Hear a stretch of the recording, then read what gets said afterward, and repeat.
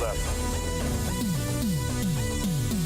The liberation of mutant kind has begun.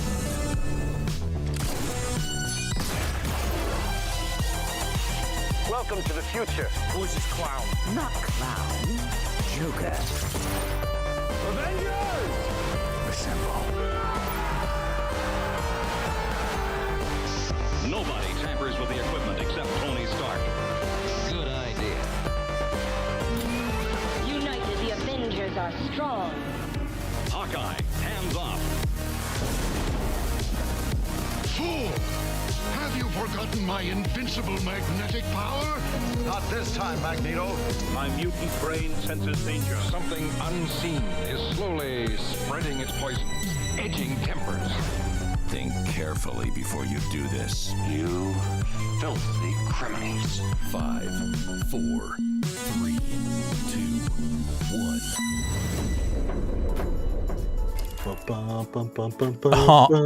Assad, it's episode 57. How do you keep up? How do you know? So usually I save like on the thumbnail when I'm working on the thumbnail. That's how I kind of remember. I think this is episode 57. No, it's 58 on the title screen. Oh, then it's 58. Sorry, last week was 57. So 58 for everybody. Okay. What up, guys? Yeah, we are here, episode 58 of Two Fat Guys Pull List. We're still working out this poll thing here. So I got a poll in the chat. Will you read the Infinity Comics on Marvel's Unlimited app? Do you have Marvel's Infinity app? If you do, are you going to read or not? I'm reading, but I've already have it. So right, I already had it too. So I read the Wolverine ones. Also, I'm super excited to read the Captain America ones because it was written by Jay Edidin, who does one of my favorite X-Men podcasts. Okay. So he is badass. And have you read that one yet? I haven't. I need to read. Okay. I just found out about that earlier today. It was like, Captain America's not really my thing, even though you said it was pretty good. I was like, I'll get to it eventually. Yeah. But when I heard that he wrote it, I was like, okay, no, I'm gonna go read it first. Right. Yeah. I was pleasantly surprised with that book. Like that's one of the few that actually feels like a comic. Mm-hmm. Whereas the Wolverine one it's very I don't know if the right word is lengthy, but there's just a lot of empty space, and I'm just not sure. Which one? Wolverine, the two X-Men. Yeah. It felt like they were really trying to push the limits of the format. Yeah, and I don't know if that's just Hickman or if they just didn't. I don't know. I'm still gonna read it obviously and see where it goes, but I felt like issue 2 was a lot stronger than issue 1. Yeah, I agree. You know what I will say before we even get closer into the show, like talking about business and all that. The other thing that I was kind of expecting when they talked about this idea of a new format, I think it would have been cool if you got to a certain point when you're scrolling and it got a little animated. Like, when you watch the trailers for comics for Marvel and they just kind of move them a little bit, I think that would have been even more of an immersive experience in reading that, in my opinion. No, that makes sense. I don't know. Just like as you're scrolling, like maybe Wolverine moves a couple, half an inch as you're scrolling. Like that might have been kind of neat. I don't know. It's an idea. You can do it on websites. Why couldn't you do it in a built-in app? Anyway, we're going to go for it. Oh, no, I was just going to say, what's up, Patty? Sebastian, Patty, your slab is boxed up and in my car, ready for the mail tomorrow. So look for that pretty soon. Blade says they ruined the app with the update. Whoa. I'm curious to hear, because I have not played with the app besides the new comics. What did they mess up? I'm curious to hear how because when you do big rollouts like that, you're always going to mess something up. Yeah, and I haven't even. I'm in the same boat. I've only read the new comics. I haven't really gone back to see if I still have my saved comics or not. Right, exactly. Anyway, before I start with all of the business side of the show, as y'all kind of filter into chat, make sure to tell us what your pick of the week is this week. We'd really like to know that. We'd like to read that in chat as well. So let us know. Anyway, so right now you're looking at Two Fat Guys Pull List Mystery Pool, our monthly comic book subscription service, sponsored by Collected Comics and Games and Brainy Comics. This the box currently is on hiatus, but we're working with Ron to make it bigger and better so that you get a little bit more bang for your buck. So be on the lookout for that starting next month. But, you know, if you don't know about it, this is kind of what we usually do, which is a monthly comic book subscription service. You get comics in the mail from Collected Comics and Brainy Comics. You get 1 store exclusive, 4 to 7 back issues, and a chance at a big key. What's going to change is the store exclusives. It looks like we might be adding at least 3 exclusives in every box. So, like I said, we're still working with it. Ron's still kind of working out the kinks on it, but next month we should know for sure. We'll have a new rebranded Two Fat Guys Pool List mystery pool with even more in the box. So be on the lookout for that. Also, if you're watching this live right now and you're not subscribed, go ahead and hit that subscribe button, hit that bell. And if you're watching this as a past episode, hit that subscribe button, hit that bell. We, as of right now, are at 460 subscribers. Holy crap, guys. That is amazing. We are so close to our 500 subscriber milestone. And if you haven't heard, if you haven't watched one of our videos lately, at the beginning we always talk about we're giving away this 9.4 Wolverine #1 at 500 subscribers. Nate doesn't want me to get rid of it, but we're going to, because we made a promise, and that's what we're going to do. So at 500 subscribers, we are going to give away this bad boy. So if you're not already subscribed, hit that subscribe button, hit that bell, because you don't want to miss any Two Fat Guys Pool List content. I guarantee it. It has to be in your life. Anyway, that's the business side of our show. We're going to get into the polls here really quick. Sebastian says, for the pick of the week, I couldn't pick between Nice House on the Lake and Defenders. Ooh, nice. I like to hear Defenders getting on there. Say what? I said I like hearing Defenders get on someone's list. Oh, yeah. Defenders was fun, and we'll get into it once we get there. So, anyway, let's go ahead and jump into the show. We always start off with our X-Books, and the show is going to kick off with Excalibur, issue 23, with Doctor Doom. Very Doctor Doom heavy issue. It feels like Marvel is just, or at least Marvel Comics is really weighing heavily into Doctor Doom. I don't know if I have theories yet of why or what he's up to. It's obviously MCU stuff, right? Do you think it's MCU stuff, or do you think it's just comic stuff? I don't know. I mean, at this point, I think it would be too flip-floppy. He's just all over the place for it to be MCU stuff. I think if it was that, it would probably be an event centered around him, kind of like the Kang one-shot event thing that's happening that Jed McKay is writing. But I do find it really interesting that it feels like an editorial push, like that. Right. All of these books, like Excalibur, of all the books, yeah, Excalibur's got Doctor Doom. Like Fantastic Four totally makes sense. Peripheral books around Doctor Doom kind of makes sense. Excalibur, like even an X book that had to do with either Franklin or like Kate Pryde or something would make sense, especially with the miniseries we had last year. But Excalibur, I don't know. Well, you know, and it seems like every time he pops up outside of Fantastic Four, like he's grabbing little things here and there, right? Like he grabbed something important in Sword, he's grabbed something important in Guardians of the Galaxy, and he grabbed something important here in Excalibur. That's a good point. And so he's just kind of picking up things here and there. And so I'll be very interested to see if it's going to be, you know, the way he's talking, he is essentially getting ready to save the entire Marvel universe. I mean, that's what he's touting. Take that with a grain of salt, right? Or whatever you want to do, or the whole salt shaker. Right. But essentially what we have in this issue is Doom is trying to get into Morgan Le Fay's, he's trying to claim her castle or something that's inside the castle.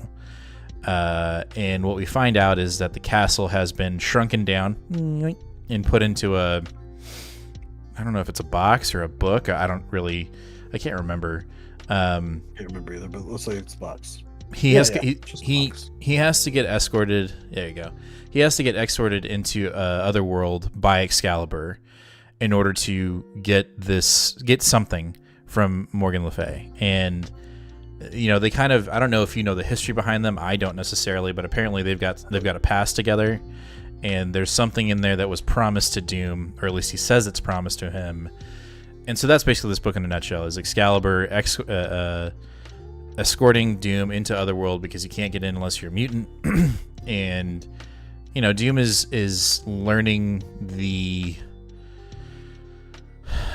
relationship with mutants in Otherworld and the outside world, and a lot of people know Doom there as well. And I think outside of the big drop of him getting, he ends up getting the castle and whatever he's looking for there, and there's not a lot of fight to it. I guess like Excalibur doesn't really question why he needs it.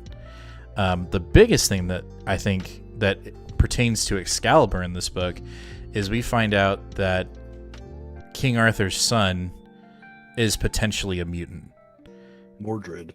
Yeah. So that's a big, I think for Excalibur, I think that's pretty damn big. Yeah, I'm curious to see where exactly they're going to go with that. It almost seems like we're gearing up for like a, hopefully it stays in the pages of Excalibur, but like almost like a little battle or war between what's going on in Otherworld and all of these different realms where the power has really been shaken up quite a bit. Mm-hmm. I obviously Excalibur is going to continue to dive into Otherworld, and I think there's a lot of interesting things going on in Otherworld that I want to know more about, most specifically with Apocalypse's son Death, who is in that like vampire reality or whatever. Yeah. Like I really, and I'm not big into vampires, but I'm really interested to see where that goes. But the other thing is Otherworld gonna be the one of the things that takes Krakoa out, or is it gonna be something that keeps it lifted during Inferno? That's another thing that I'm kind of interested to see if they take advantage of the Inferno event upcoming. This book was a solid P in my opinion. Yeah, I would agree. I would say that the one thing that stood out, or not stood out, but one thing about this book that stays consistent, at least for me, is Marcus Toe's artwork. I don't think he's missed a single issue of Excalibur yet, and we're on 23. It's to me it's a consistent book that like every time I open up I always go, damn, I forget how good his art is. Yeah. And I don't know that I have seen his stuff anywhere else, but it feels like there are some books that just look good, and it's like Pepe Larraz, they always look like good books. Yeah. That feels like an X book to me, but it's probably because of House and Powers, Right. But when I see Marcus Toe's art, and I just feel like, okay, I'm in an Excalibur book. This is what it should be. Right. So I feel like that's a pretty good thing to have 2 years running now, still going. No, I feel like Teenie Howard has definitely found her legs in Excalibur. I feel like she was kind of placating to the events that were going on, and I feel like now we're finally, even though Ten of Swords was like 50% hers, right? It just feels like we're finally getting, like, it feels like she's telling the story she wants to tell rather than like having to make sure this is in there and that's in there. Now obviously this issue is still kind of dealing with what's going on in Marvel overall with Doom being in it, but it didn't feel like a hindrance, unlike some of the other ones that she's written where it had to deal with Ten of Swords or it had to deal with whatever, like Hellfire Gala. Yeah. No, it very much still felt like an Excalibur book. Yeah, for sure. Either way, solid read. I'm still digging Excalibur. So after that, we have X-Force. This is our last X book. I liked it, but I'm confused. Yes. So yeah. Good.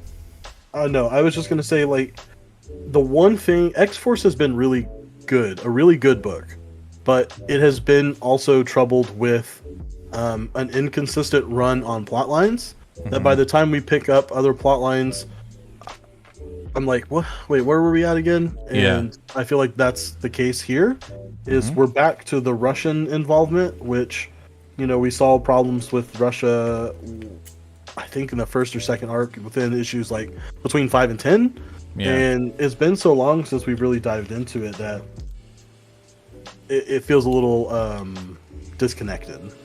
Yeah, it's dealing. No, I agree with you. I think it's right now it's dealing with what Jason Aaron's Avengers run is dealing with, which is you're dealing like let's go back to that.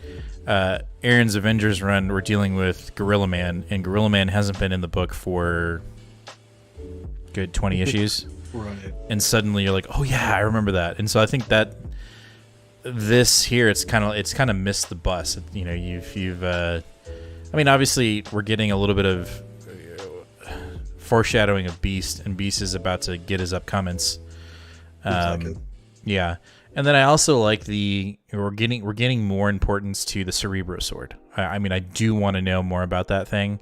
And that's basically the entire issue in a nutshell, in the sense that Rasputin, I believe that's his name, Colossus's brother, is trying to unlock the secrets of the Cerebro sword, which we would assume is pretty damn close to having your own Cerebro and having connections to all mutants. I think the other big thing is Russia has embraced their mutants and has not exiled them. They're using them. I mean, they're obviously using them as like weapons and as, you know, for their own gains. And so we get that in this book. The biggest thing I'm lost on is at the end of the book, when he's talking to the writer at the end. Do you know, like, can you clarify that for me at all? He's talking to the right. Like, what do you mean? The letter or the speech writer, yeah. No. I mean, it feels like Rasputin's trying to take over Russia.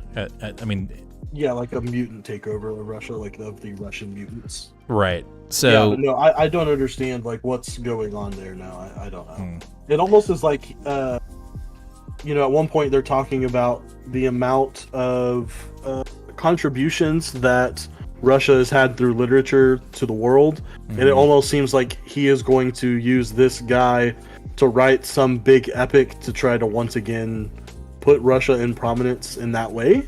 Right. But the execution feels weird, so I don't feel confident in that. Yeah. I think you nailed it right on the head. This book, with its inconsistencies of plot lines and just kind of diving back and forth from the beginning of the series to where we're at now, and even the merging of Wolverine. You know, I feel like Wolverine and X-Force's plots jump between each other a lot, to the point where, like, I can't remember if that happened in a Wolverine book or if that happened in an X-Force book. So I find that kind of interesting. So, I mean, it's still overall a good book, but man, it hasn't felt like the first 6 issues of X-Force. Like, I felt like the first 6 issues of X-Force were solid, dude. Like, they were awesome. Obviously, having the main artist on the book too is a big deal. And then it being, you know, jumping off inconsistently, I feel like is a detriment to the book as well. But I really do feel like the first 6 issues were they were bangers. And now it's kind of like we're stretching it out. We're interweaving through, because it's Percy, X-Force, and Wolverine, to the point where I can't remember what happened in what book. Yeah. So we'll see what happens. I mean, obviously, I'm very interested to see what's going to happen to Beast. Beast,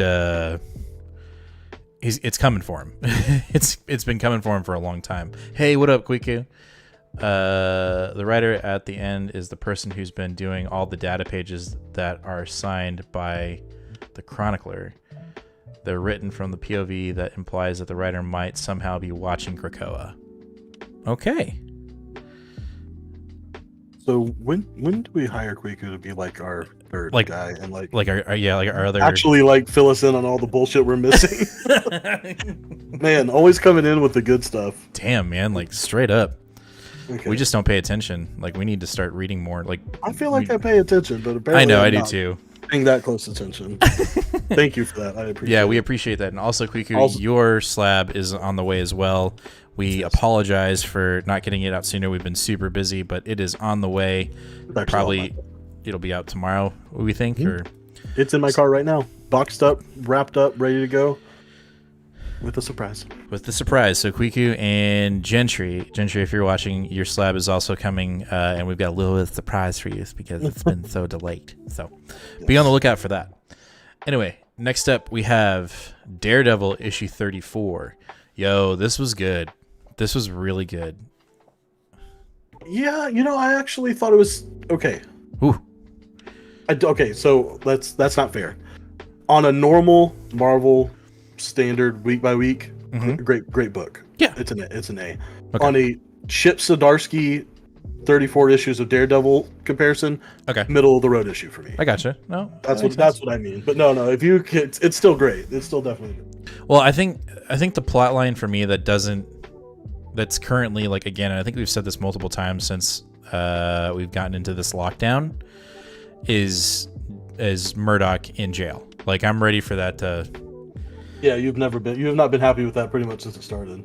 I mean, it was cool at the beginning, but now it's like, all right, after King in Black, I was like, is that it? No, we're gonna keep going. But the Elektra Daredevil story, the Kingpin and Typhoid Mary storyline, I think is really, really good. I think Typhoid Mary is what's obviously gonna push Kingpin over the edge when we get into Devil's Reign. She gonna die. You can kind of see it coming. I this is gonna be weird to say, and again, I've been reading the Daredevil. I've caught up on it, and I love Matt Murdock as Daredevil. But man, I just love the internal conflict with Elektra and being Daredevil. It really adds an extra dynamic to the legacy character of Daredevil, the identity of Daredevil, not Matt Murdock, Right.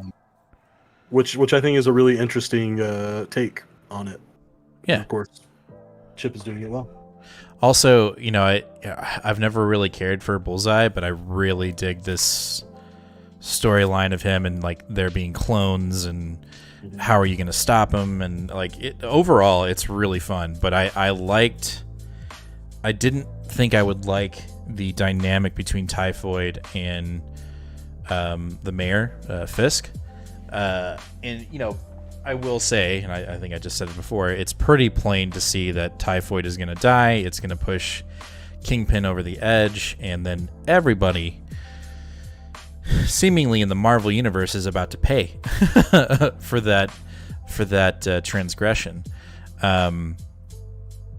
But like you said, overall, it's a decent issue. I think it's really fun. I'm just ready for Matt to be out of jail, to not be dealing with this undercover dealing with guilt bullshit, and just be Daredevil. So I think, Flores is like, cannot wait for Devil's Reign. I'm in the same boat. I'm ready for Chip to just go into overdrive and start really putting pedal to the metal, and less with the I don't know, side story, I guess. Like, I'm ready for just some movement. But that's not to say it's not well written. Like, Chip knows what he's doing, and it's engaging material. Don't get me wrong. Like, when I read it, I don't read it and go, "Oh, I'm glad that's over." But I'm ready for it to go. Like, I'm ready for it to start making some bigger moves than what they're already doing, which is self-contained within Daredevil currently. Right. But overall, I thought it was great. I will say I need Chichetto back on a regular basis. I can't do this. I do Chichetto. think this fill-in artist did better than the last one, but I agree. And of course, now we know we were getting real frustrated. We're like, why is Chichetto not on his book? It's his only book going on right now, and obviously he's been working on those Devil Reign pages now. But Yeah. I'm wondering too, because they're talking about this is the end of this, and then they're like, oh, Daredevil is ending, but only this chapter, and then Daredevil or Devil's Reign is going to start. I wonder if after that, though, are they truly done, or are we going to have like a Daredevil's book after Devil's Reign where it's just something totally different? We get a renumbering and stuff, but we still have Chichetto and Zdarsky on the book. Right. You need to answer Kwiku's current question. I think you have it better than I do. Either using Shang-Chi and going tomorrow, and we're pretty excited. Devil's Reign happens real. We haven't. But it grows real. Yes, I agree. Shang-Chi is Shang-Chi? Yes, Shang-Chi. Sorry. You said Shang-Chi. Thank you. Yep. Shang-Chi. The movie is great. It's wonderful. I saw it in theaters, and that is a risk, but we went at a low occupancy time, wore a mask. It was awesome. So amazing to see on the screen. Like, I think probably out of, I don't know, the last... I don't know. It definitely makes my top 10 of MCU movies of all time. Ooh, for sure. All right. And the story is good. The story is good. B+ for the story. but the acting is A+, and the like movie making, like the visuals, the cinematography, the action, the choreography with the fighting, A+. Like it's so good. There is one no, Mike, no spoilers. I will not. Yeah, no spoilers. We won't do that. I was going to say there is one particular scene, and I won't even tell you what's going on, but like I was watching it and I was like in my seat, like, oh my gosh, like I felt like I was being physically moved by what was happening on screen. It was very cool. That's highly recommend. That's what's up. And then also, Flores, you said the free comic book day tease has been eating me away. I need to know what happens. Oh, in Devil's Reign, yes, and that's it's going to be pretty damn epic. We know that for sure. We'll just see who Kingpin blames. Obviously, anybody in a mask. But we'll see what pushes him towards the end. Love that beginning that the lady is smooth. Is that Shang-Chi related? It is Shang-Chi related. Yeah. Okay, gotcha. I was like, I don't know what they're talking about. Anyway, Daredevil, awesome.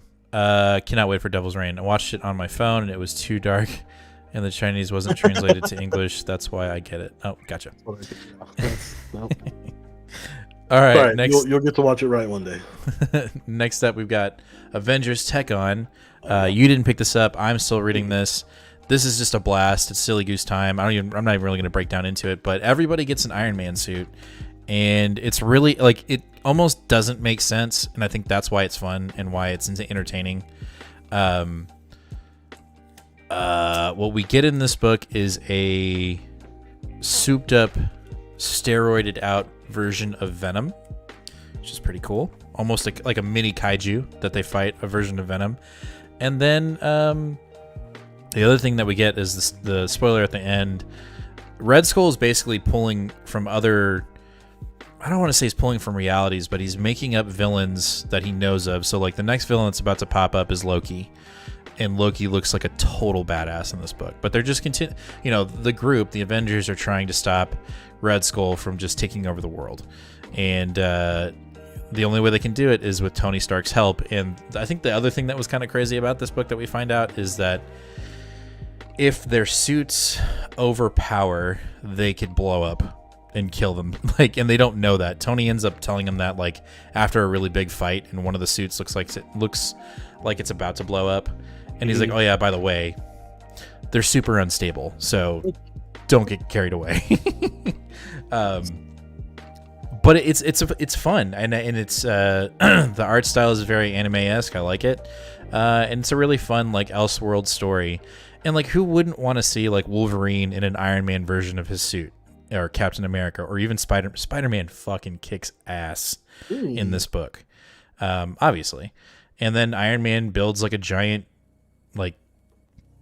laser cannon in this issue. A major upgrade for him in this book. But overall, I'm still pretty happy with the fact that I'm picking this up, just because there's no real consequence. And I don't mean that it's not exciting, but it's just, you don't have to worry about continuity.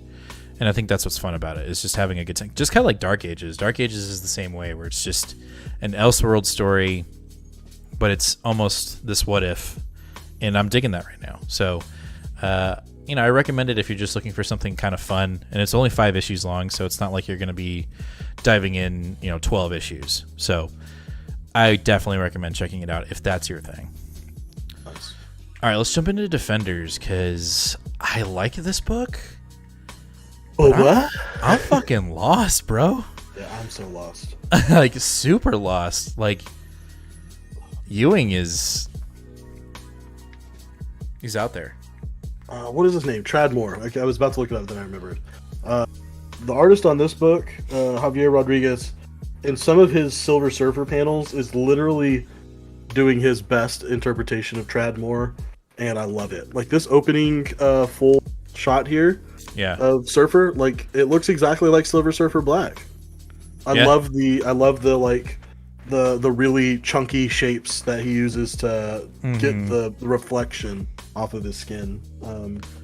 I will say that visually, this book is, to me personally, top notch. I feel like every panel Rodriguez is putting a lot of effort in, and I went through the book once trying to read it, or reading it, but being a little confused.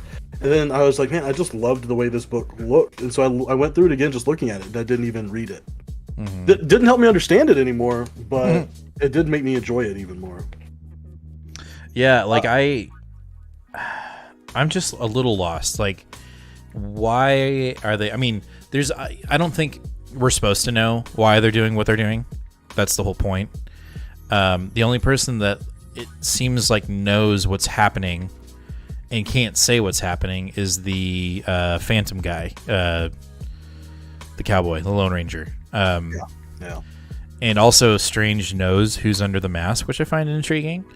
I think the best part of this book was Surfer looking like he was about to do something to Galactus before he becomes Galactus. I thought that was really cool. But overall, I just don't know what the fuck's going on. You're good. And Kwiku, if you know, let me know, or let us know, because I'm a little lost, and I'm sure that's kind of Master Rider. Thank you, Patty.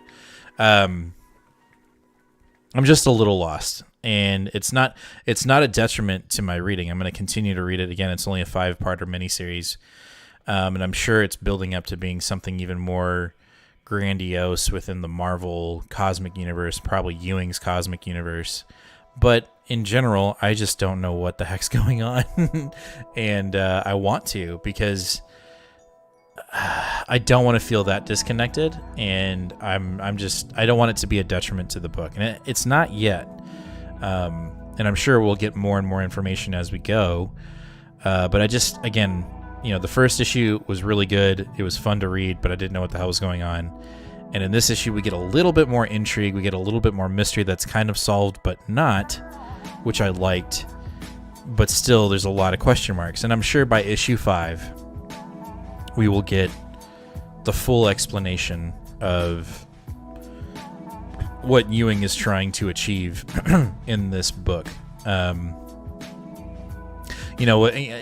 What the thing I did like is getting more of an explanation of why where Galactus was from, obviously from a different reality, and that it's funny that reality had its own version of Galactus in it, which I thought was really cool. Rodriguez also did Doctor Strange and Sorcerer Supreme. Definitely recommend Robbie Thompson on writing duties. Gotcha. Nice. So that's cool, but I'm just waiting to get a little bit more clarity. Obviously, I think as we get closer to the 5th issue, we will get clarity on what Defenders is trying to do, what Ewing is trying to do, and I'm sure it's a lot bigger than what we think it is going forward. We'll just have to wait and see. Can't hear you. Your mic's muted. Sorry. You're good. I just heard the loudest thunk into a wall, and then my baby scream. I thought I had a dead baby on the floor. So jeez, wow. I was like, what's happening? Sounds like the most She's metal okay. cover or metal song Yeah, album. she's. Sorry. So did we finish? Yeah, no. I just basically said that Defenders is intriguing. I just hope that the lack of clarity and becomes pacing. apparent. Yes. Mm-hmm. Yeah, I agree. And I'm totally along for the ride. It's a 5-issue mini, so it's not that big of a commitment.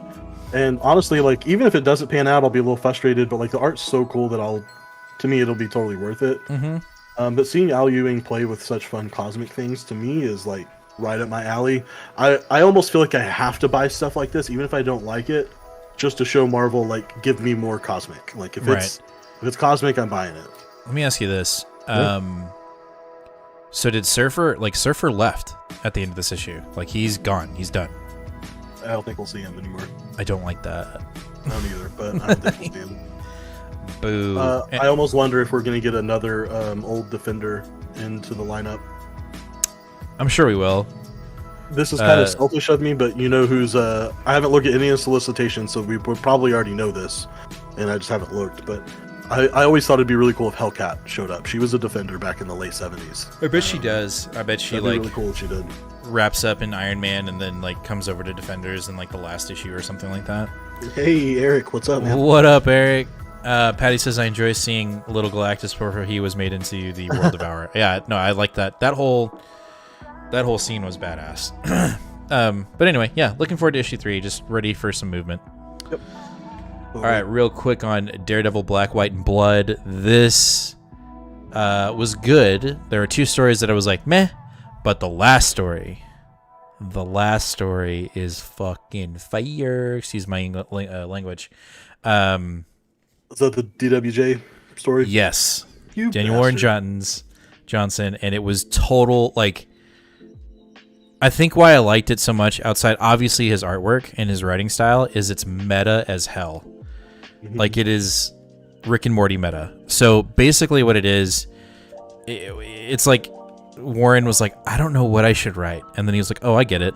I'll just throw Deadpool in a bunch of different scenarios and then make it look like we're having a powwow and he's trying to agree with what I want to do. So Deadpool is literally having a conversation with Daniel Warren Johnson as he writes this part of the comic. And so he's like, well, what if we did this? And it's Hulk fighting Wolverine. He's like, it's already been done before. And he's like, well, what if you fight the Hulk? And he's like, no. And like the when he says, what about the Hulk? It's him getting ripped in half by the Hulk, right? And so then they cut, and he's like, maybe not that. And he goes, what about this? What if you're you team up with Cable again? And he's like, it's been overdone, but I'll let it happen for 1 page. So then you get an entire page of Deadpool just killing things with Cable, just looking badass. And then Warren's like, that's not gonna work either. And Deadpool's like, you got to think of something great. And then this is the one that I put on our Instagram. Warren's like, what if you go on a date? He's like, I like where this is going. And so he gets dressed up and they go on a date. And he goes on a date with, I believe, Dazzler. But then he has a dance-off battle with Magneto and I don't remember who the other person is that he has a dance-off with. But they win, which is pretty cool. Nice. But then Warren gets discouraged again, and he's like, I don't know what's right. I got to get this done really quick. And he basically says, Deadpool goes, well, tell me about the first time we met. And you get a flashback to Warren when he was a kid in a comic book store, and he picks out a Deadpool comic or X-Force or whatever, and his dad's like, are you sure you want to pick this up? And he's like, yes. And he goes, right, we're going to have to cut out all the bad parts. Like, we're going to cut the comic up. And he's like, yes. And then you see Warren, try to start illustrating as a kid and then growing up to where he is now. It was just really cool. I thought I commend Warren on not doing just like a backstory to something that's connected with Deadpool. It was more of his personal experience with Deadpool and just making himself part of the story, which I think is really great. I want to see more writers' influence and them being in the actual comic rather than just being the writer. Yeah, I'm gonna have to pick this one up just so I have that story in my collection. Yes, you do. You need to do it. And the other two stories are okay. Like, they're fine, but I felt like Warren was better. What issue number is this? 2. For some reason, it's not on that. Yeah, I don't know why. Let's see. Grayson says, I'm glad I made this live. By the way, I voted, and I'm actually pretty excited for the Infinity Comics. DC and Marvel are making actual good digital moves. In my eyes, keep killing it, y'all. No problem. Patty, LOL. I haven't read this, but it's sitting on my desk, ready to read. This sounds great. Yes. Again, the first two stories are great. They're fun, but the Daniel Warren Johnson, it might be because I have an affinity for him. I loved his Beta Ray Bill run, so I need more of that. So we'll have to see that. Quico Ewing is building his old Ultimates Volume 2. He established that there have been 7. Yep, what you mean, I think so. 7/8 versions of Marvel's Multiverse. First Cosmic presents. If you check it out, the first on Marvel Wiki. First Firmament. Firmament, got it. Daredevil cover is awesome. Yes, it is. Patty, the digital books will you guys put them in the show if they connect to the printed books? Absolutely. We will have you covered. I would say that because at least I'm going to be reading them as they come out. I think if we find any that are pertinent to the show, whether they fit with a full review or an honorable mention, I think we'll for sure. Yeah, we will for sure. And then Sebastian says Marvel needs to give Daniel Warren Johnson more work. Could not agree with you more. Yes, especially after Beta Ray Bill. Oh my god, it's so good. Anyway, next up we've got War of the Bounty Hunters issue number 4. Hi, Eh. Charlie, Eh. Mr. Sewell. Eh. Hold on, before we move on, I want to read. Quaku said, you'll get a good breakdown. Each version of the multiverse added a new aspect, like how Galactus's multiverse is where super science became major. I think we're going to go all the way back to the first. Oh, that's a good point. We might, because we keep going backwards. Yes, Patty, of course. Yeah. Yeah, we're already getting the digital, so we can definitely cover them and let you know. Yeah, for sure. Okay, Star Wars, War of the Bounty Hunters. This is another quarter issue at the most. So, in the spoiler-free way, and not because I'm trying to not spoil it, but just because I don't need to, because nothing really happens, it's Darth Vader holding his lightsaber to Han's frozen carbonite slab, saying, Luke, if you don't come here, I'm going to kill Han. And Luke saying, no, I don't believe you. I'm in my ship up here in the space. You come fight me. And Darth Vader's like, oh, okay, I'm going to come up to space and fight you. And then we cut to Boba Fett and we're like, hey, look, they're going to fight in space. We should probably go in space and fight them. And then the Hutt's getting upset that Jabba let Darth Vader just take Han Solo. And he's like, hey, we got to go to space and fight. And that's it. The last panel is them going into space and fighting. The way you describe this is perfect. It's concise and complete. It's concise and complete, and I'm not trying to be the fan menace. You know what I'm saying? I'm not trying to be that. No. But this is written like really bad fan fiction. Like, wouldn't it be fucking cool if you found out how Han got from here to over here? That's how it's turned out. And I think when it was sold to us, I was like, oh my god, that sounds amazing. And then the last, issue 2 to 4, we have been in the same fucking room and nothing has happened. Well, and now we finally moved off the planet and are orbiting space, but that's only by the end, and that's it. And the plot's just really not going anywhere. It seems like there's only one more issue, right? Yeah. Issue 5 is the last one. Yes. So I guess we're gonna get a big space battle and somehow find out how Boba Fett gets him back. What I don't understand now is Jabba's being so involved with everything though, and knowing what's happening, that I almost don't see how they could possibly make sense where Boba Fett shows up with Han Solo and Jabba's like, oh, okay, very good, I'm happy now. Like, sorry, I put a bounty on you. Yeah, like I don't know. And we're just gonna go ahead and throw it in here really quick. I did pick up and read Dr. Aphra 14, which is a tie-in. As an issue, it was good. This is still following her going through the ins and outs, the catacombs, and the air ducts of the ship, trying to find that necklace that had all of the data on it. And then we run into a couple of characters that are from the other issues that are from the very beginning, first arc of this book, before the tie-in started. As a Dr. Aphra book, great. Running the plot, great. Art was nice, really fun. It has the same humor and sass that you would expect of a Dr. Aphra issue. Mm-hmm. We're just trying to they're selling copies by putting this on there. It's unnecessary. All right. Technically, she is on the Crimson Dawn ship, so I guess that makes sense that it's tied in. But she is not affecting any of the plot that's going on in this book in the slightest bit. So, this is just to try to beef up the event. I had my reservations when this was first announced, and I thought it was going to be something else, and it's exactly what I thought it was going to be. I'll tell you this, like, Alpha and issue 1 were really good. Like, they were great. Really good. But what killed it for me, especially specifically in this issue, and more in the latter half of the last issue, was Daredevil, was Darth Vader threatening to cut Han Solo in half. There's no suspense there, right? Because we know that's not going to happen. In this book, he still doesn't do it, and Luke is able to coerce Vader out into space and chase him in his TIE fighter, right?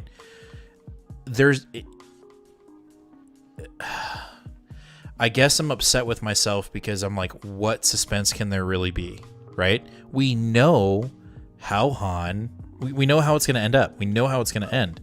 There's nothing you can really put in here of consequence, except for, I guess, the fact that the Red Dawn or Crimson Dawn is now going to be more present in Star Wars lore going forward. I guess that's a pretty big drop, but that happened 2 issues ago. We knew that, like, that's already done. Exactly. And no, I'm sorry. Darth Vader is not going to lose a fight with what's her name from Crimson Dawn. No fucking no way. No way. So, anyway, I'm a little frustrated, and I'm sorry.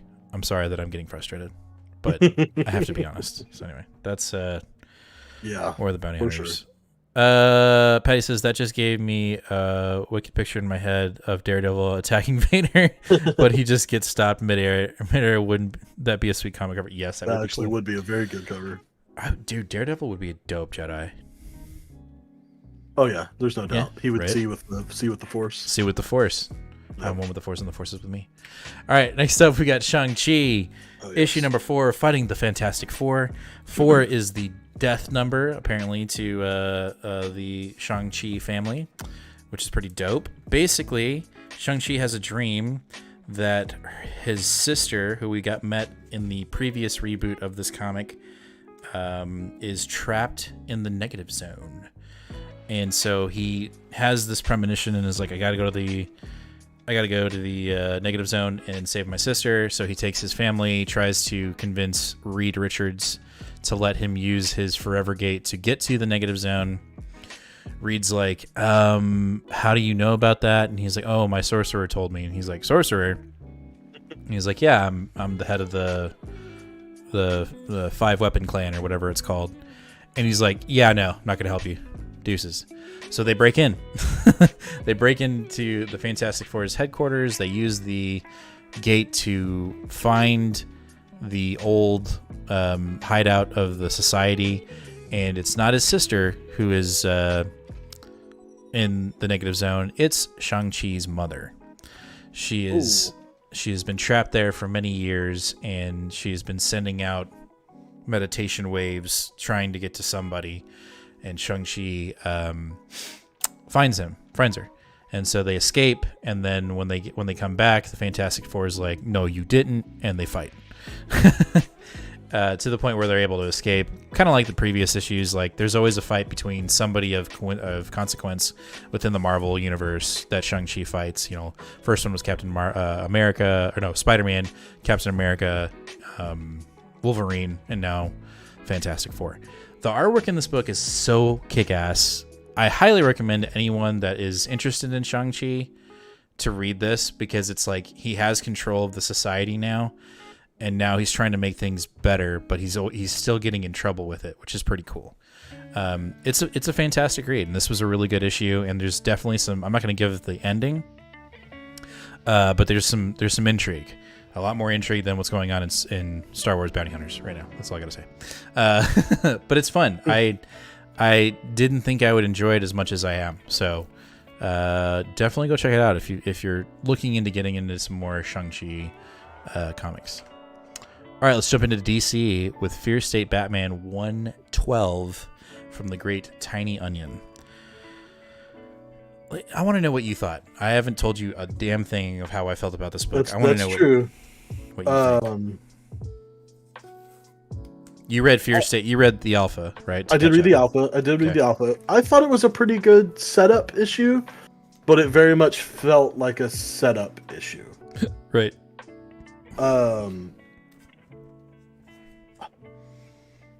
I don't know. So I enjoy where we're going. I like that there's a lot going on. We have Scarecrow in one aspect. We have the Magistrate going on the other. We have Peacekeeper 1 on the loose. And then we're also getting this Poison Ivy stuff getting brought in, where it seems like it's getting like a prominent attention. I almost wonder, by the way, if the Harley Quinn and Catwoman tie-ins are going to deal with the Poison Ivy stuff more. Probably. You know, just by because those two characters were focused on Poison Ivy in this issue. But you go ahead. You tell me what do you think? Well, so what I was going to say is, it. no, I liked it too. I think I'll just kind of capitalize. And Wait. You still haven't read Joker War, right? No. Okay. I feel like the Poison Ivy storyline was meant for after Fear State, but then Tynion was like, I'm out. So he's just putting it in there. Yeah. That's one. And two, this issue feels rushed. It just feels like Tynion's done. And he is. That's the thing. He is done.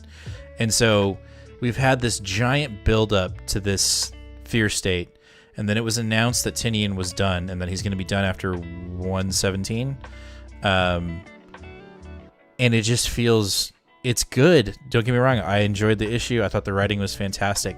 It just feels rushed. It feels like I want to be done with this. Like, we're not going to get a full-fledged out of Miracle Molly. We're not going to get, after this, Ghostmaker's probably going to go away. I feel like the intrigue of what happens to Peacemaker 1 is just going to be put to the wayside. I do like Peacemaker X. I think that's dope. Yeah, that was cool. But I just feel like it just feels like Tynion is like, I don't want to do this anymore. And that really sucks because I felt like the build up to Fear State, I mean, we were hooked. We were both hooked. And now that, I mean, we're getting 2 Batman issues in 1 month. 13 comes out in 2 weeks. It's clear that there's just like, let's get it over with. I'm done.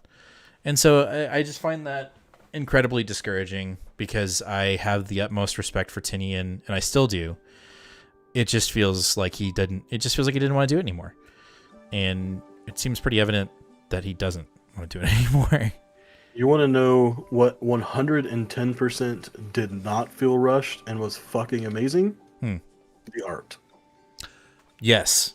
Yeah. Jimenez made this book look fucking fantastic. There were so many panels or so many pages that had huge space, big art, and yet told a big story. It wasn't just Tynion giving him space. Like this right here is technically a full page spread, but we've also got panels in the sides and the corners, and it flows really well. So like this right here will take you like 6 or 7 minutes to read, but it feels like it's almost like a 2-page spread.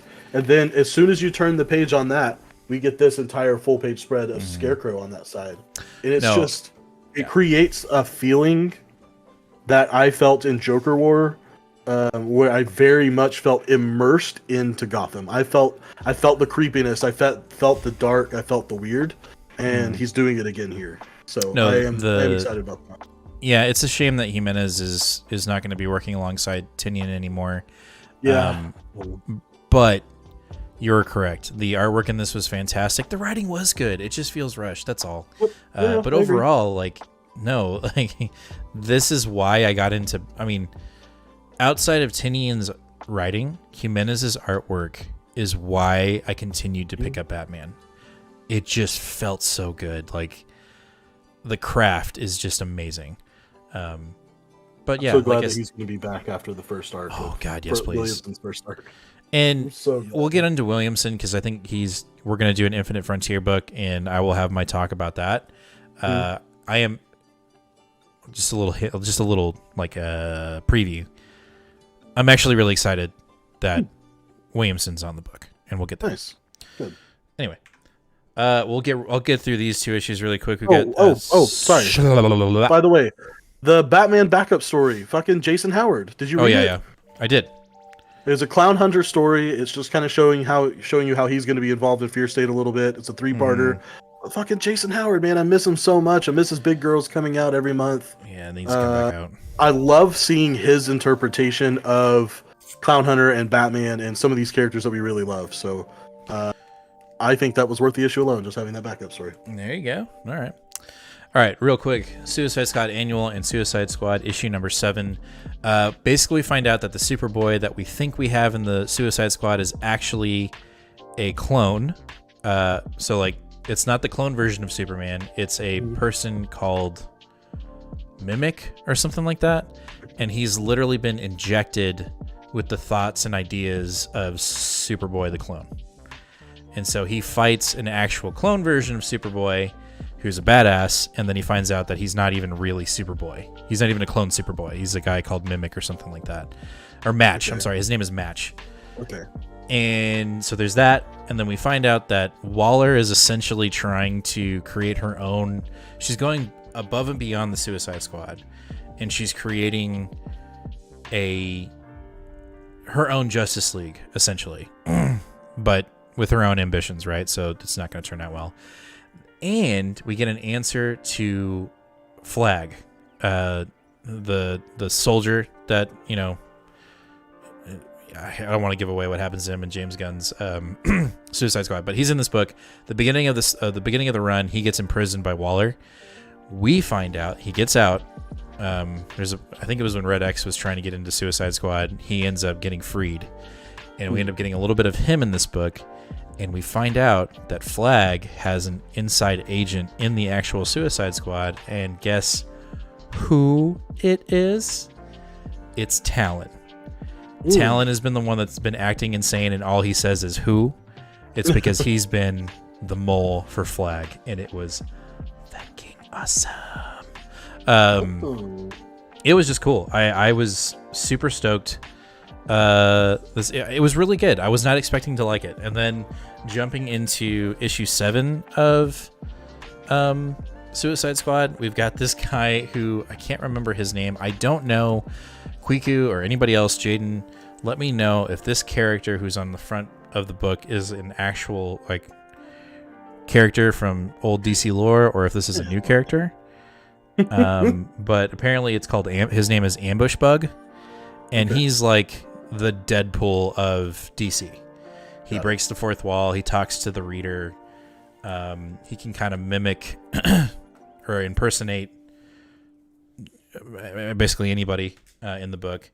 And what Waller is doing is she basically matrixes the Suicide Squad and makes them think that they're on a vacation when they're actually in like tubes of fluid in a simulation. He's older, so he's not a new comic. He's not a new character. Got it. Anyway, he joins the squad, and Waller is sending the Suicide Squad to hell to get the Stone Eternal or Shazam's Stone, which we were trying to get in Shazam. So Shazam and Suicide Squad are about to intersect because they're both in hell right now. Pretty damn cool. Overall, really fun. I'm so glad I'm reading Suicide Squad. It was a trip, and I did not see the Flag Talon twist, which I thought was really neat. Let's see. So he's older. Yeah, he's not new. Definitely crazy. If you remember correctly, I think he was a 1 to 4 issue mini. Gotcha. Yeah, I like the character. Don't get me wrong. I think he's a really fun character. Back in the day, I think he was almost a parody. His redesign actually a cool cover. No, I like him. I thought it was really cool. Either way, Suicide Squad, super fun. Was not expecting it to be as deep as it's been. Like, Suicide Squad is doing what Dr. Doom is doing in Marvel. They're kind of in every book right now. They're in Teen Titans. They're in Swamp Thing. They're in Crime Syndicate. So they're all over the place. Interesting. By the way, Addy, you were right. He does have his own 4-issue mini from 1985. Whoa. And he is doing a parody of Superman on his first cover. Nice. Well, I like the character. Right. He's pretty fun. He reminds me a lot of Deadpool. All right, Infinite Frontier. Did you read this? I did not make it to this one, so okay. I'm actually 2 issues behind. But I will. That's okay. Ruin it for me and tell me what's going on. That's fine. So in the previous issue, we come to find out that whenever there's a crisis event, the only Earth that doesn't feel the consequences of that is Earth 0. Every other Earth in the multiverse deals with the consequences of that event. Oh, okay. And so what this book is the tail end of this Infinite Frontier event. Darkseid is trying to basically conquer the Omniverse and the multiverse, all of it. He's trying to just conquer all of it. And it gets foiled. It gets foiled because someone within their team, within Darkseid's team, just gets overly ambitious and fucks up everything.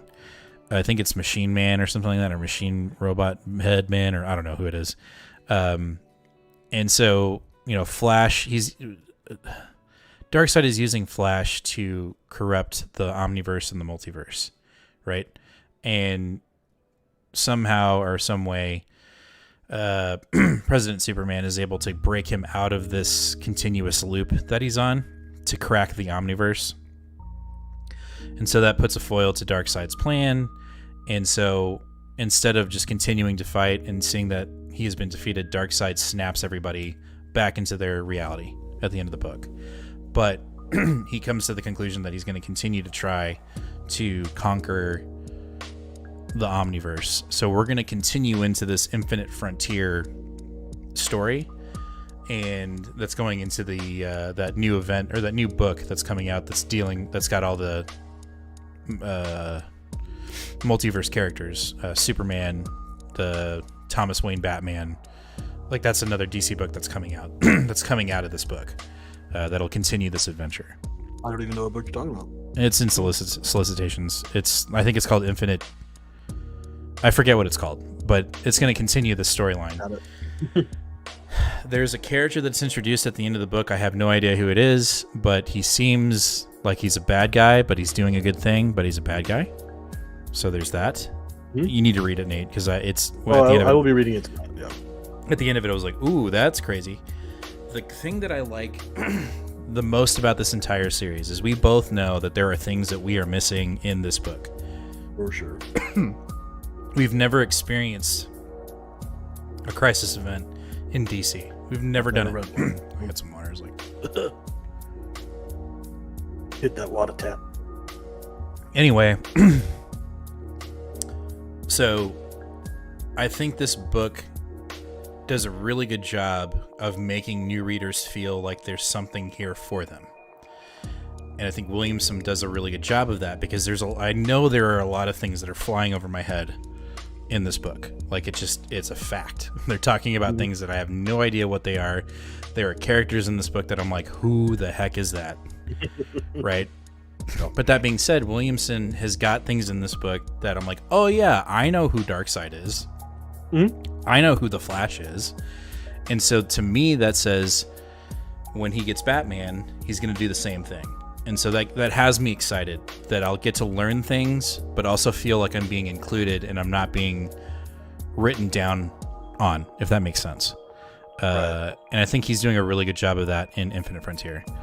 Especially since I think the book you were mentioning is Justice League Incarnate. Yes, that's the one I'm talking about. So it's going to continue this team of like President Superman, the Rabbit superhero guy, or Hair or something. Like a bunch of different characters are going to continue on in this, and I'm kind of on the fence now if I'm going to pick it up or not. I wasn't thinking about picking it up, but after this book, I'm like, maybe I do. I don't know. Interesting. But overall, it's really good. I thought it was fun. Again, there were things that I'm missing, but that wasn't a detriment to me enjoying the book. So, yeah. Man, DC is really going all in with Williamson. Yeah. Apparently, Justice League Incarnate is supposed to be an ongoing that he's writing. He's picking up Batman now. He's got Robin, and he's starting that Deathstroke Inc., which is supposed to be an ongoing as well. That's 4 ongoings.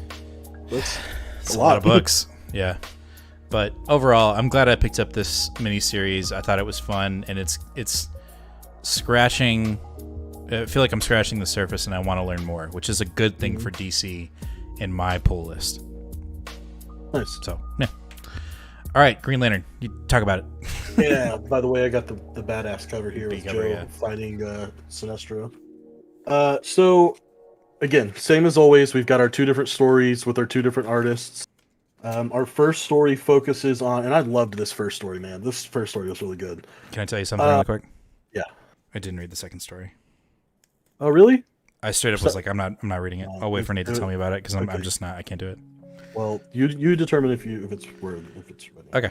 Sorry. So the second story, basically, we have Teen Lantern. I can't remember her name, Callie or something like that. Is on New Korugar fucking shit up. Like, she's just going nuts. She's sad. She's upset. She's obviously traumatized from what happened on Oa, and she's going nuts. So Joe is the Far Sector Green Lantern that I've been obsessed with, if anybody doesn't know. Her ring is separate. It doesn't charge off of the lantern from Oa, so she still has power from her ring, same as Teen Lantern. What is her name? Because I don't want to keep calling her that. I don't remember her name. Okay. Whatever. Kelly, that's her name, Kelly. Okay, sorry. okay. So Joe powers up the suit that Simon is in and travels through hyperspace to go to New Korugar so that they can try to get Kelly out and get her back safe. And Simon this whole time he's like, Joe, you don't understand. Like, you have never come across a yellow lantern before. Like, you do not know what you're up against. Like, it's not gonna work. Like, that's just not that's just not how it goes. And she's like, yeah, like, fucking shut up, I'll figure it out. And of course she does. So they get to Korugar. Simon goes after Kelly, and Joe comes face to face with 5 yellow lanterns and promptly puts on like this. She like jumps into this giant mech suit and then captures them in this multiversal web that slows down time inside the web. So even though it's only taking them a couple of minutes of real time to get out, for them it feels like eternity. So she's got like forever to have them trapped, and she literally just lands like right on Sinestro's big tower, and it's just like, I don't know what's going on here. What the fuck? I just need to get her and get her out of here because she's like got PTSD and she's gonna kill all your shit, and that's not what we're trying to do here. And I think this issue is a really great example of why Sinestro is a great villain, because he's not just evil to be evil, just to fuck shit up. Like, he's twisted and he has his own weird ways, but like the conversation between the two. So Joe basically, says they basically have almost like a heart to heart. Sinestro's like, you don't seem like the kind of person that just takes what everybody tells you and says that I'm this horrible guy. Like, you have your own opinion and stuff. And she's like, yeah, I do think you're crazy and psycho, but like, you're not a liar. And he's like, no, I'm not. And she's like, so did you blow up the Oa? And he's like, nope, I didn't do it. Nope. And so she's like, okay, so I don't want Kelly here fucking your shit up anymore, because it's not right. That's not, she thinks you did it and you didn't, so let's get out of here. She's like, so just let me leave and like we'll bounce. And he's like, yep, like, I'm gonna do everything by the books. I'm part of this new order, galactic order, the new planets or worlds or whatever the hell it's called. And he's like, but I'm also not saying that I'm not coming for your ass, because I'm definitely coming for your ass, but I'm gonna do it the right way. I don't know. This issue was so good because it did have some action, but it had classic Joe moments, even though she's a pretty new character. I think that I was very worried that a new writer wasn't going to write her well. And what is his name? Adams? Whatever the writer's name is. He did a great job. I think he captured Joe's voice really well. I'm very happy with that. I also think he captured, I also don't know Sinestro a ton, but I like this version of Sinestro, so I think... No, I think you've got a good... I think that it's a good interpretation of it, and I think that whatever's captured in this is translated and goes even further in the annual. I think it does a good job of like showing he's just doing it a different way. It might not be the right way, but he's still looking for justice, right? He's still looking to be a guardian. He's just using a different method that's not conventional, and it can become hostile sometimes. And that's not to say that he's not a villain. He is a villain. Oh yeah, he's definitely a villain. Yeah, and he has gone to the dark side, if you will. But it's nice to see. I agree with you. He's more intellectual in these two books, and he's definitely like that in the annual. I thought the annual. I'm just going to shift right over to the annual if you don't mind. Oh no. The annual was super fun. Well, I do want to say the the thing that's been hindering this book, Green Lantern, not the annual, but the Green Lantern book, has been the backup story with the secondary artist. I think he stepped up his art. It looks a lot better, and the story to me is really intriguing. We're starting a new arc. We're basically trying to go save Kilowog, who is stranded on a planet without his powers, and these weird people called like the Saviors or the Gold Centurions, they show up and start mind controlling the town. And they've got to find a way to get to Kilowog and save him without their powers. I find it really interesting that we're getting a juxtaposition of the new leaders in new faces, new leaders in Green Lantern, and it's not white Hal Jordan or white Kyle Rayner. I like that it's Joe Mulligan and it's John Stewart. So I think that the second half of this book has been the strongest that it's been since it started. Okay, all right, that's fair. So give it a chance is what I would say. And then we just kind of dive deeper into the whole Sinestro being more of an intellectual adversary rather than doing it brutally. Yeah, that cover's dope. I got that one too. And I like the struggle that Jessica Cruz deals with in this book. Like, she still has the yearning to be a guardian of the universe, and she's just playing the hand that she was dealt. And so, in the end, will it end up messing with her and her end up being more of a detriment to the core? We'll have to wait and see. But I think there's a lot at play in this annual, and I felt way more intrigued with this story than... I know you have a personal connection with Joe, but I want to see this. I want to see more of this. I agree. Yeah. And I loved Hal just being so conflicted with seeing Jessica. Also, just being an ass. Like, the dude's Right. always an ass. Like, he kind of had a little bit of a reason for sure, but like, you don't want to see Jessica showing up in a yellow suit and just being like, "Yo, what the fuck?" Right. But like, even after he sort of understood what was going on, he was still an ass. He's like, "I don't know if I should punch you or give you a hug." Like, man, like, dude, just give it a break. Like, you are the only Green Lantern right now outside of Joe and Right. Teen Lantern. Also, the art in this book was really good. It's really good. Yeah. I think there's two artists, if I'm not mistaken, because like when it's Jessica talking to Sinestro, I thought that was really good. I thought the middle was okay. It was decent, but the two whenever Sinestro and Cruz are talking, I like that rendition of Sinestro. I think don't get me wrong, I like the giant forehead version, but I liked that version of him too. Yeah, I agree. And I think that these let's see, it's just two different, yeah, you're right, two different artists. I think we're for sure going to continue this storyline too, because at the very end, we get a soon to be continued what nightmares may come on the last page. So I think that I don't think she's getting her own book or anything. It'll probably get picked up in the Green Lantern book, but Yeah. I'm looking forward to hearing more about Jessica's journey in the As a Lantern suit. Sinestro core, yeah. I'm about it. It was super fun. All right, next up we have our last DC book, but it's not really a DC book, and that is The Nice House on the Lake by James Tynion the Fourth. And this, oh no, it's coming through my fucking your my shit updates once and it just goes to shit. That's gonna go, yeah. Anyway, this is my pick of the week. Was not expecting it to be my pick of the week, but it was fantastic. Tynion continues to surprise me, continues to move the needle on the human connection and the lack thereof. This book is a fucking trip, dude. I just wasn't...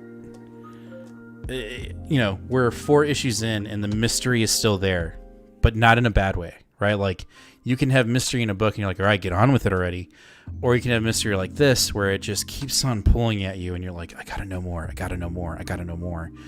And that's what we get in this book. Half heard it, great pick, love the issue. Yeah, it was shooting into my mic. No, it was just a good issue. I just thought it was really fun. And essentially what we find out in this book, and I'm giving spoilers away right now. So if you're reading this and you haven't read it yet, or you want to read it and you want to like keep everything fresh and you don't want me to spoil it, go to the next book or mute me until we get to the next book. So spoilers in 3, 2, 1. We find out that is it Will? Who's the alien dude? Walter. Walter has essentially made it impossible for anyone in the house to kill themselves. They can't kill themselves. They have to learn to live together. They have to learn to live for one another. That's the current revelation that the group in the house have figured out. And the way they figured this out is through this Joker kid, this guy that's the comedian of the group. And, you know, they're finding out that if they write letters to Walter, they'll get specific items that they ask for. And we've got another member of the house who is just completely depressed, who is missing their loved ones who are presumed to have perished, which I'm sure they have. And so all she wants is release. And so she's been asking for a way to kill herself. And Walter has refused numerous times. But this guy, the comedian, has been asking for, like, you know, costumes and, you know, just crazy shit. And so one day he ends up having a talk with this lady that's in the house and realizes that that's what she's looking for, that she's looking for a release. She's looking to kill herself so she can leave this place, so she can be with her loved ones. And so he puts it upon himself to ask for a razor blade, like a shaving razor blade. And they find out by testing it that they can't die. He slits his throat numerous times and nothing happens. He doesn't die. So Walter is keeping them alive for a certain reason. We don't know if it's a life lesson or what it is. Mm-hmm. That's the mystery. But again, it was just really good. Like, I think the character development in this book is fantastic. And for a book that's not about superheroes and about action, but just human dialogue and growth and mystery and horror, this book is fantastic. Yep, I agree. And if I'm being honest, I was fighting forever about it. This should be my pick of the week or not. And we're just going to leave it how it is. But man, it was all right. Yeah, I mean, it was so good, and I actually felt bad because Brandon, our new man up at the comic shop, we came in after picking up our books the next day, and he was like, "Oh, did you guys read Nice House?" And it's the first time that we had someone else that was super excited about this book, and I was like, "Oh, damn it, man, no, I haven't read it yet." And he was like, "No, it's so good, I want to talk to you guys." And I was like, "Damn, I feel so bad." So next time we got to make sure we talk to him about it. For sure. Yeah, it's a good book. If you're not reading Nice House, you need to go pick it up. It's really good. All right, and our last book, which is our only independent book of the week. Yeah, what the heck? And that is The Me You Love in the Dark by Scotty Young.